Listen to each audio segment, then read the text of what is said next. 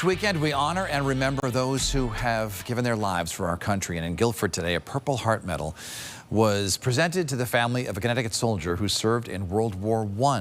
News 8's Eva Zamaris joins us now live in the town green with more. Eva? Good evening to you, Dennis. Dozens of people gathered here today for this ceremony. His family telling us it was an honor.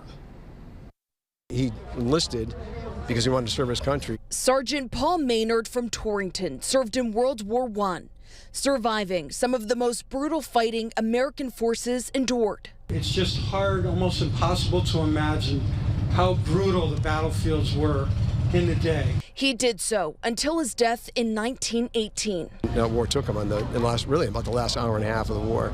On Guilford's town green on Friday, his service and sacrifice was honored and recognized.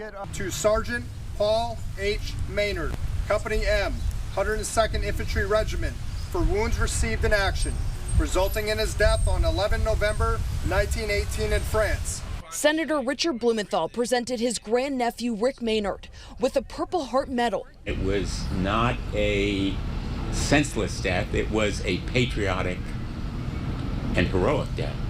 Rick has worked hard to preserve Sergeant Maynard's memory by sharing his story and what he's learned through dozens of wartime letters his great uncle penned to family. It's amazing to see, all the work that my dad has put into researching Paul and finding out all this stuff, and to have it finally come to this, where Paul finally got the medal that he deserved, and 106 years later. For those in attendance, they say it's an honor to witness and take part in this ceremony. A lot of people don't realize that the Purple Heart represents that you spilled blood for the United States, for our country, and you were willing to give your life for it.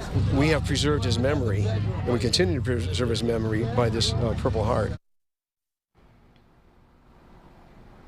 Senator Blumenthal also acknowledged the veterans in attendance, thanking them for their service.